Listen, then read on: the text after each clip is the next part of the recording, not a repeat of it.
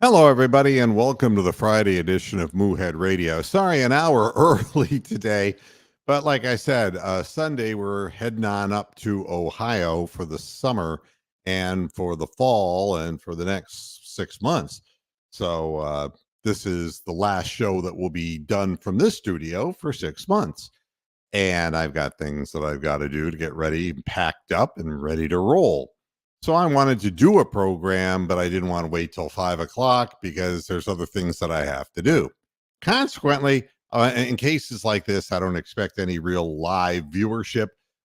We put this up on archive so that people can listen to it when they are comfortable, not at 4 o'clock in the afternoon when people are working and living their lives.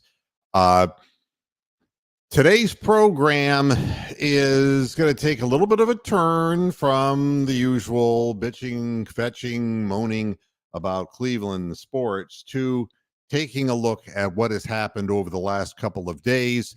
And the name of the show is Life After the NFL. And this paints a very interesting portrait of a number of things that we suspected were the case and some that we still suspect are the case. The first one, of course, is O.J. Simpson's rather sudden death. At the age of 76, it was reported back on February 9th that he had prostate cancer and was getting chemo, which was a very strange thing because prostate cancer, thanks, Amsterdam, tried and true, Moohead, a pasture-head at heart.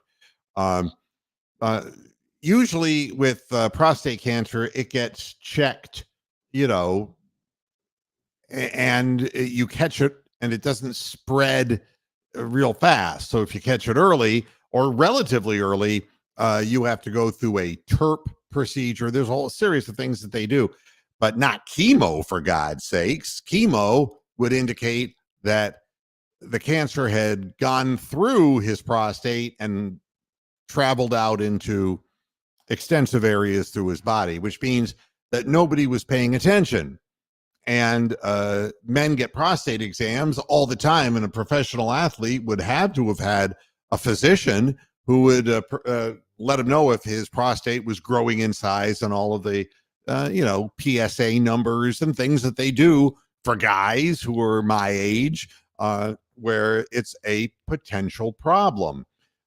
In this instance, none of those things happened, and he just died. And that's all the family said. He's gone now. So, with that in mind, it gets me to thinking about so many things. First of all, Cleveland Browns fans complaining about Deshaun Watson when this guy killed his wife and killed two people and got away with it. And you say to yourself, well, what evidence do you have, Mr. Moohead, that O.J. Simpson did it? Well, there is ineptitude on the part of the people who were trying to prosecute him. That's for sure. If the glove don't fit, you must acquit. I mean, there were mistakes that were made in that trial that a rookie would not have made. But it's more than that. The fact that O.J. Simpson, many, many, many, many years after the murders, was paid the sum of $880,000 to contribute to a documentary that was called, O.J. Simpson, If I Did It. And it's like, what? If I did it? And the whole thing was predicated upon O.J. Simpson saying, well, this is the way I would have gone about this if I had done it. It's like, that's it. Nobody, $880,000 for that shit. Hi, Christopher Milton. How you doing?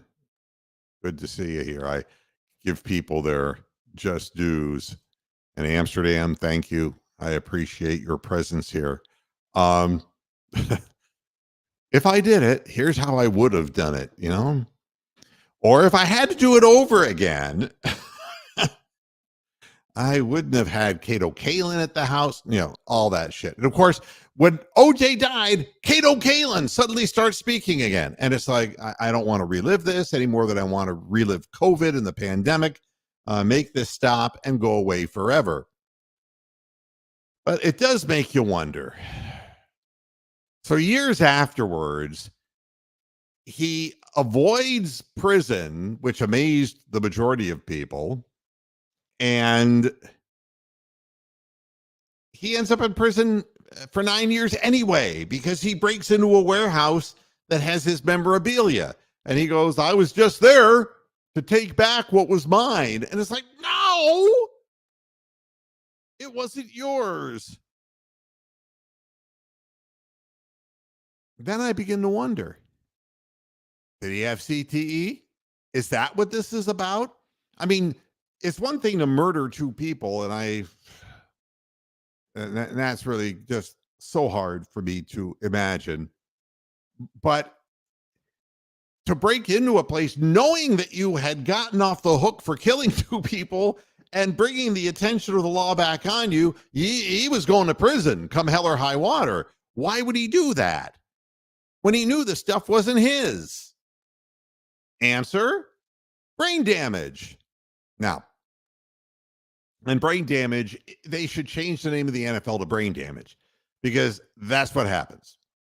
Because at the same time that OJ was keeling over and dying in front of his family, ex-NFL linebacker Terrell Suggs, oh yeah, the Raven, was arrested on an assault charge in Arizona after an incident at a Starbucks drive-thru. And you say to yourself, what in the hell could happen at a Starbucks drive-thru? Well, if you're a angry, mean-spirited, brain-damaged person, lots of shit can happen at a Starbucks drive-thru. And in this case, he had pulled through the drive-thru and he decided to back up, and he backed up into the car behind him. And the guy got out of his car, rookie mistake, and was bitching and pissing and moaning about the fact that Terrell Suggs had backed into his car. And Terrell Suggs is thinking to himself, well, hell, I've maimed and injured people for their entire careers. I don't have a problem with hurting this guy. And he pulls out a fucking gun and says, I'm going to shoot your ass. Which got me to thinking about all the other Baltimore Ravens who have done similar things or worse. And the organization itself, which it's like, the Browns became the Ravens. No, they did not. Art Modell took the team and he brought it there. This is not a lineage, folks.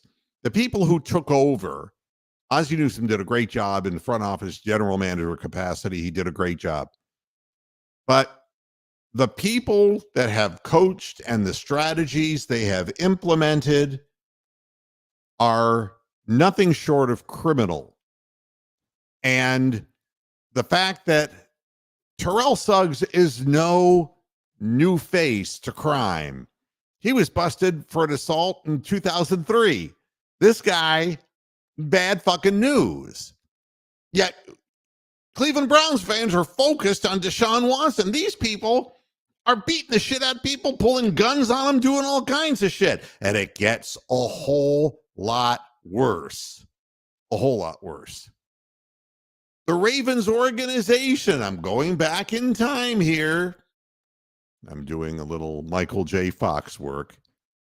The Baltimore Ravens stir a controversy for honoring Ray Rice a decade after a domestic violence incident. Now, everybody saw that on video.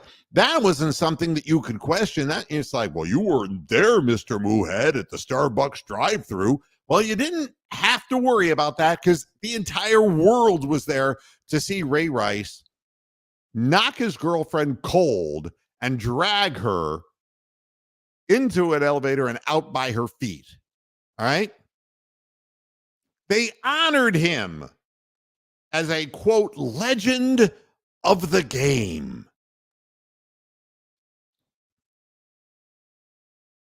He had been arrested 10 years prior. And December 31st of 2023, we're bringing him back because he's a legend of the game. And you wonder how this keeps happening. You wonder how a guy like Ray Lewis ends up in a situation like that. Let me explain to you. I went through the history of their draft picks and how many of their draft picks they had to get rid of because of crime. It's unbelievable. They draft them that way intentionally, folks.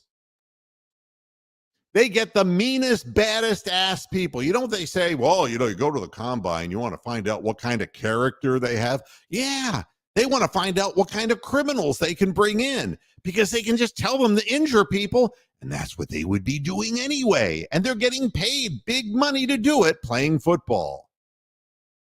That's what this is about. It's amazing to me. If you read over the Ray Lewis stories again, here's what the NFL said in their press release all the way back in 2000. Ray Lewis has been fined $250,000 for conduct detrimental to the NFL and will be fined another $250,000 and be subject to suspension if he violates the terms of his 12-month probation in Fulton County, Georgia. Here's what the NFL said. Mr. Lewis was not entirely truthful and candid with the police in his initial interview. He counseled others that night to say nothing about what had happened. The misconduct no doubt fueled a public perception that he had something to hide, and in doing so, he put his own livelihood and reputation needlessly at risk, and he caused great harm to other NFL players and to the league. This, in other words, the league wanted $500,000, right? The unlawful obstruction related to a very serious occurrence, the NFL said in 2000, a double homicide. The homicides resulted from an altercation at which Mr. Lewis was clearly present, aspects of which he observed and which involved associates or friends of his whom he had brought to and from the scene of the crime. In short, the obstruction here impaired or impeded an investigation of serious criminal conduct. Now, and it goes on, talking about misconduct. He was a witness to murder. He had a weapon in his possession. He had blood all over him. And he didn't get a minute in jail. And y'all bitching about Deshaun Watson. You stupid fucks. Get your head screwed on straight. Look at what's really happening. Ray Lewis, he could fire up his team all right because he's a sick motherfucker. A real sick motherfucker. There's more to this. The fact that he's a member of the Pro Football Hall of Fame says everything. Basically, what it amounts to, following the end of the Super Bowl, Lewis and a group of his friends went to the Cobalt Club. I'm going back historically, January 31st, 2000. He had an entourage there, including longtime friend Joseph Sweeting and Reginald Oakley. You probably remember the story. Per the report, Sweeting and Oakley went to Sports Authority where Lewis was signing autographs and purchased folding knives the day before the Super Bowl. The group, which consisted of about 10 people, went outside. Oakley began to get aggressive with two other patrons of the club who were also part of a group of around 10 people. Oakley wound up being hit in the head with a champagne bottle, class act, and that kicked off a brawl. The incident took place 200 yards from the Cobalt Lounge, where two men, 21-year-old Jacinth Baker and 24-year-old Richard Lawler, were both stabbed multiple times, and neither survived to even make it to the hospital. While this was going on, Lewis reportedly was attempting to stay out of it inside the limo. He testified that he himself didn't fight. The limo drove away after the two were stabbed and gunshots were fired at the tires of the vehicle. When the limo reached the parking lot, Lewis reportedly told everyone to be quiet and said, "This ain't going to come back on nobody but me. I got you covered." I'm Ray Lewis. Good, everybody.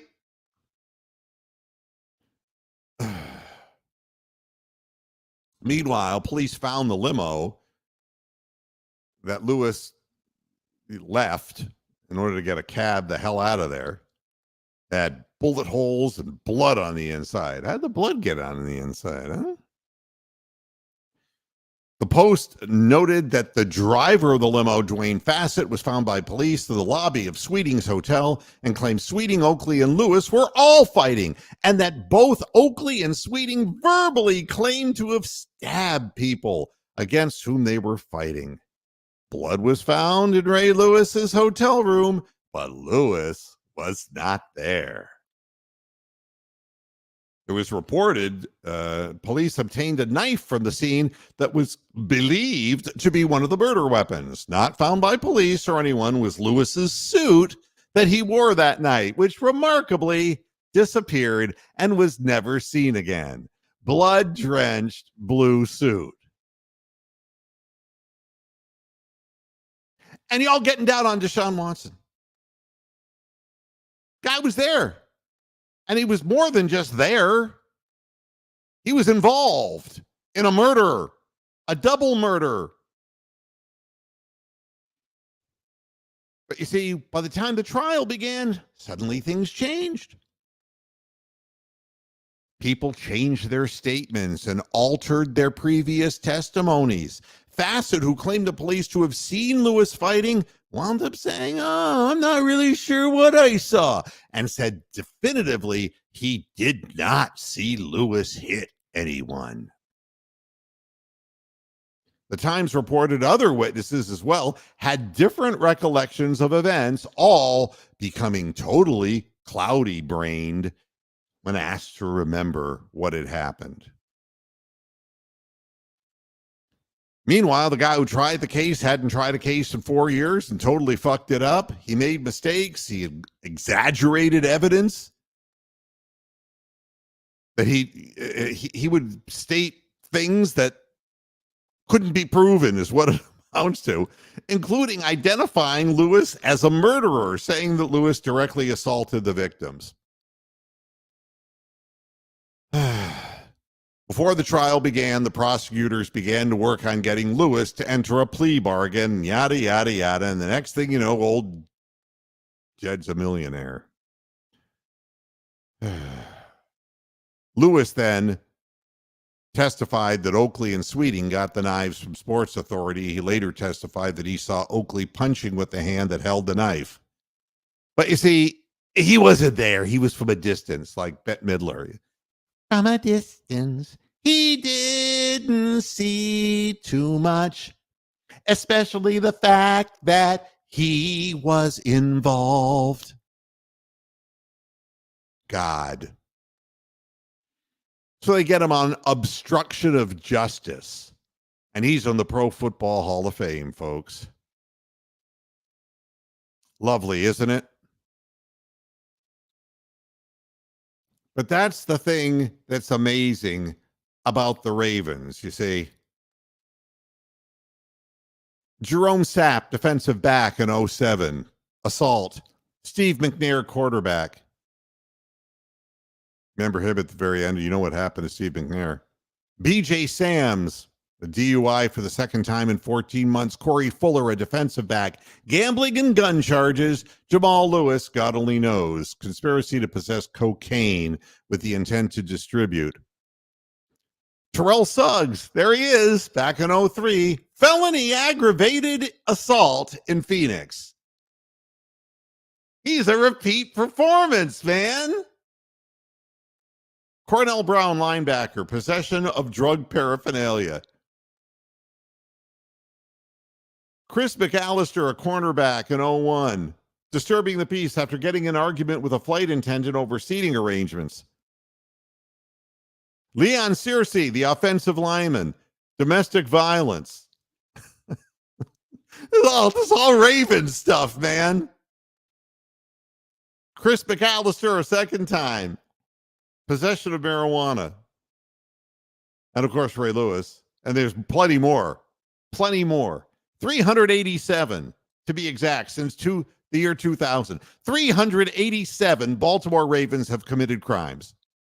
Is that wonderful? And you wonder why. And I'm not even touching the Pittsburgh Steelers. I'm watching Steelers fans saying, oh, we're going to get after Deshaun Watson. We're going to hurt him real bad. You know, you don't have to tell me that. The Ravens and the Steelers are filthy organizations. They intentionally try to injure people. And when they're done playing, they continue to try to injure people. It's just that simple. If you draft people who have a history of violence and you're doing it intentionally because you want them to have a violent streak to play your kind of Ravens defense, well, then it all makes sense. Same thing with the Steelers. You're looking for people who have problems, people who have violent tendencies. And then there's this. I'm so sick of conspiracy theories, I could scream. All right. And the recent stuff about Aaron Rodgers brings me to a real conclusion. I think Aaron Rodgers has CTE. I think that he's brain damaged. And I'm being dead serious. All the years he was with the Green Bay Packers. Now, I'm not going to tell you that he's a great guy and everybody loved him and all that. But all the years he was with the Packers, how much did you really know? He never said shit. He wasn't saying all kinds of weird fucking shit. Well, now, you know, he's a big RFK Jr. booster, which is right off the bat makes you insane in the membrane. Here's what Aaron Rodgers, who's making God only knows how much money to do nothing with the Jets, 3 plays, and a partridge in a pear tree.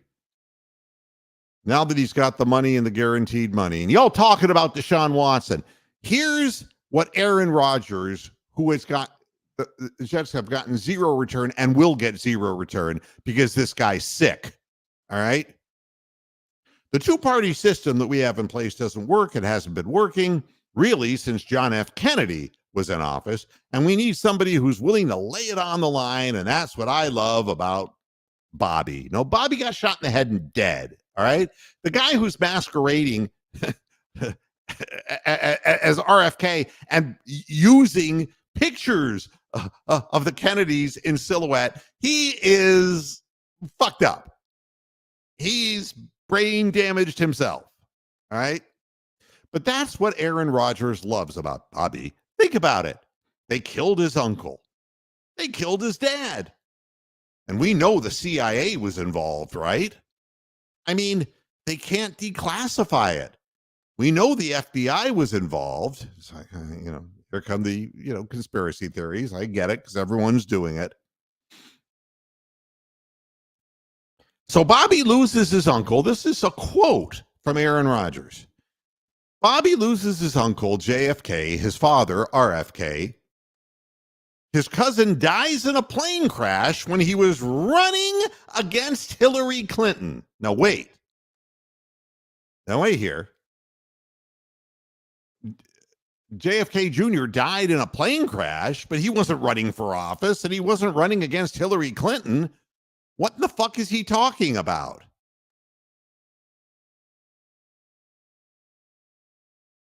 I'm not saying that this is a conspiracy, but it's kind of a weird coincidence, ... No, it isn't. You're making it up because you've got brain damage. And why is RFK, the new RFK, the insane RFK, doing all this? He's in danger, don't you know? He's putting himself on the line because he fucking believes in this country. He believes in this country. He believes in the good in people, and he believes he can make a difference. And that's somebody I can get behind who's willing to lay it on the line. And of course, Rogers at one time was being considered to be the vice president under that administration, which would never exist because he's got 2% of the vote. All right.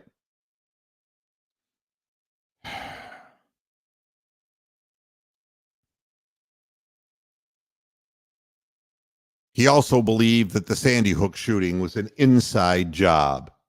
Yeah, what, the janitor did it?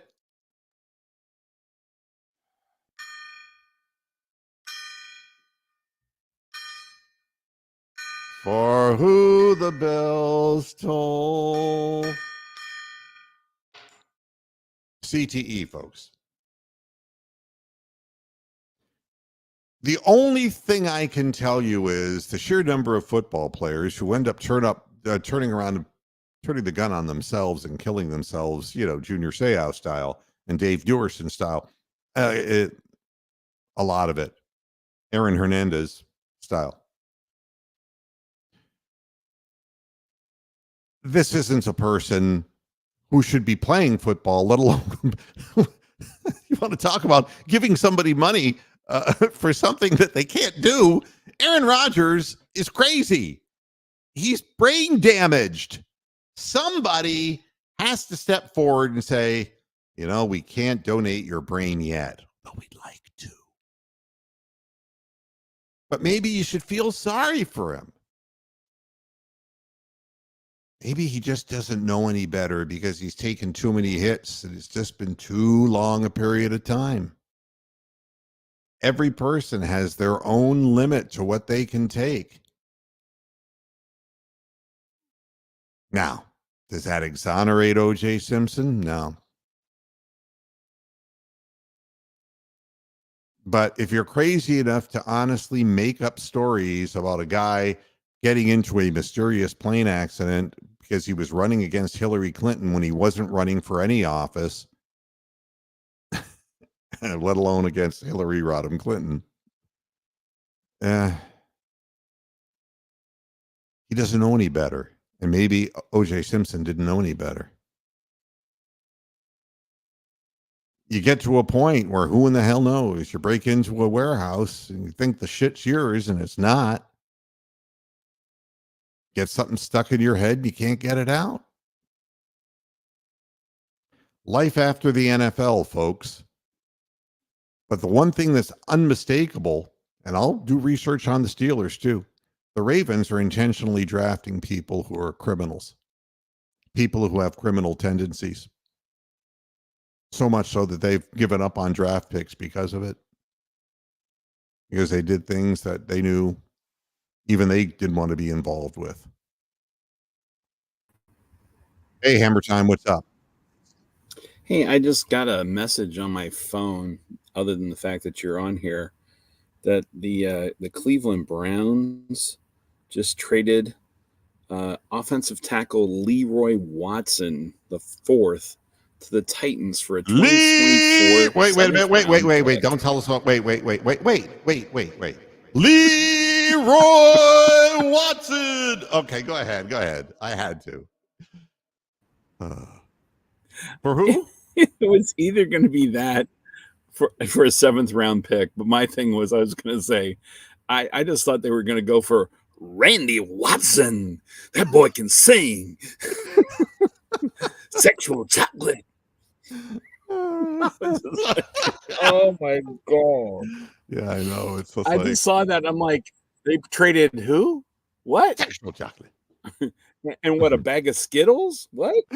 Yeah. Anyway. 7th round pick. And what's interesting is if you're Leroy Watson, the fourth, the first three didn't amount to anything. So the fourth, I guess, this is the significant moment in the lineage that he gets traded for a bag of marbles from a general manager who hates 7th round picks. Yeah, I was going to say, a seventh round pick is not as good of a deal as a free agent because they can pick who they want, it seems like. But I don't know. Kind of crazy. There you go. That's my contribution for the month of April. Little quick drop in. Actually, I will have to bug out a little early here. I am going to be on TV tonight. Really? So if anyone wants to Somebody see paid one you to of take the your clothes off? herd of Moohead's people, yeah, loose pasture heads, turn on, and no, nobody wants to see that. They would be a paper, don't take your clothes off kind of thing there. But I'm not on OnlyFans. I'm actually going to be on CBS Sports Network tonight as the Columbus Fury live at Nationwide Arena hosts the San Diego Mojo.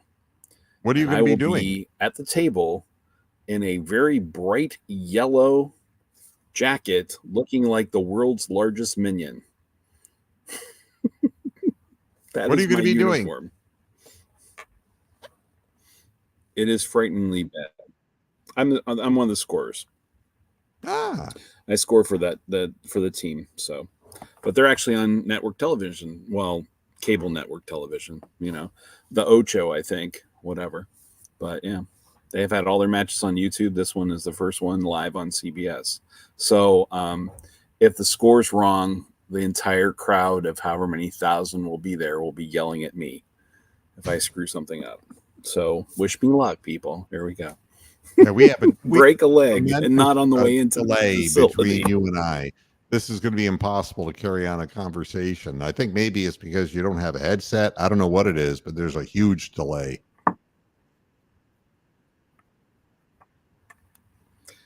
I noticed that as well. So I will check out. Hasta la vista, everyone. Have fun. Go whichever team we're rooting for this week. Cavs got 2 more left. Well, it's good seeing. Hey, I mean, check it out, man. You're going to see the man in yellow. My goodness. I don't go on TV for obvious reasons, right? As far as the Cavaliers are concerned, they got the Pacers, and that's an important game. And the only injury that, besides the bizarre Dean Wade story that will never be told, at least not now, I don't know what happened to Dean Wade, but Sam Merrill's neck is still doubtful. The rest of his body is doubtful, of course, too, but because he has a neck problem, he's not going to be playing. And Mathurin, of course, he's out for the season for the Pacers. But of course, leave it up to the instigator on Cleveland.com. I'm not even going to give him a name because I'm sick of him. Struggling Cavs have become the matchup that every Eastern Conference team wants to see in the playoffs. Well, here's the deal. 2 things that I can tell you. 1, they're out of enthusiasm. It's like a cooked goose. But I have seen stranger things happen where teams get hot at the funniest times. You just don't know. Do I think the Cavaliers can beat the Pacers? I don't know. Right now, I don't think they can beat very many people. They were struggling to beat a D-League team in their last game. So I don't know. And it's obvious that the players all know, as everything is leaked out into the press, that JB Bickerstaff's not going to be there next year. So what is there except pride in the whole thing? I saw a video the other day, and it was picking up background miking and Donovan Mitchell's voice yelling at the Cavs players, "Would you quit bitching and just play?" Yeah, I think that pretty well says it all. But you see, people are going to be bitching and moaning and pissing and moaning because they're not focused on what job they need to be doing. And JB Bickerstaff is doing nothing but blaming officials for what he himself is to be blamed for. And that's not preparing the team, not preparing strategies, not to prepare any kind of meaningful rotations, not utilizing the players to their best abilities. The team is headed for where it's heading because the head coach doesn't know what he's doing. And we've gone over that over and over again. But that's what's happening on that front. And again, I never thought I would say that the Guardians would be more fun to watch than the Cavaliers. But, it's interesting. The last two games that the Guardians played against the Chicago White Sox, who are not a good team, they fell behind 5-0 and came back to 5-5 both times. The first time they couldn't get over the hurdle and they lost the game 6-5. The last one, they got over it after falling behind 6-5 in the extra inning, or in the ninth. I forget which one it was. They came up with 2 runs to the bottom of the inning and won. Now, here's the thing. 162 games is the ultimate sports marathon. And you can't judge what's going on with the Guardians right now. You just can't. But here's what I can tell you. You got a bunch of guys who right now don't know any better. They're enthused. You can see that they're having fun. Now, the sheer weight of the 162 game schedule will catch up to them when they start playing teams that are obviously better than the White Sox and the Athletics, who now will be for a while the Sacramento Athletics. They're playing teams that aren't particularly good teams right now. So they're feeling good about themselves. And it's just a matter of time until reality, is going to test every player and the new manager of the team. But right now, sometimes ignorance is bliss. And they got guys like, you got Freeman playing center field, and he's a career minor league infielder. And he's so far done a pretty good job in center field. Rocchio, the guy who was in the battle with Arias, they brought both of them up to be on the main roster. But Rocchio's taken over shortstop. And I'll tell you honestly, and I don't say this lightly, I don't know if Rocchio is ever going to be able to hit particularly well. We said the same thing about Omar Vizquel when he first came to us from the Mariners. Nor am I saying that Rocchio is going to be like Omar Vizquel. But with the glove, he's very good. I can tell you, this guy is a really good fielder. And between him and Jimenez, that's the best shortstop to second to first double play combo that I've seen since Vizquel and Alomar in limited supply of seeing things. Granted, Jimenez is gifted. He can hit, he can field, he can run the bases. And now that Rosario's not at shortstop anymore because he couldn't do shit at shortstop, and you have a real guy playing the position, it's fun to watch. Guys making plays. The play that Rocchio made to save the last game by preventing that second run from coming across home plate for the White Sox in their last game was an incredible play. First and third, man. First and third with nobody out. How could they not score? But it was amazing. The guy hits the ground ball and Rocchio charges. And in a split second, he just did a quick look back to the third baseman and then literally pivoted, ran back to the base, touched second, and fired it to first. Double play. Man on third never moved a muscle.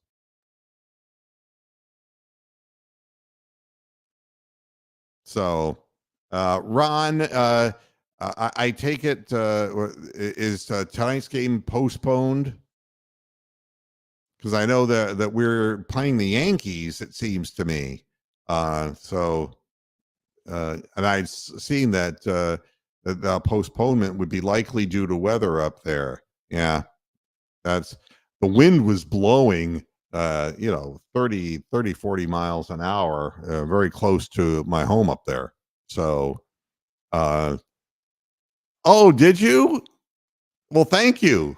Christopher. So in a way, I will have been there, and I won't lose my eyesight. That's great.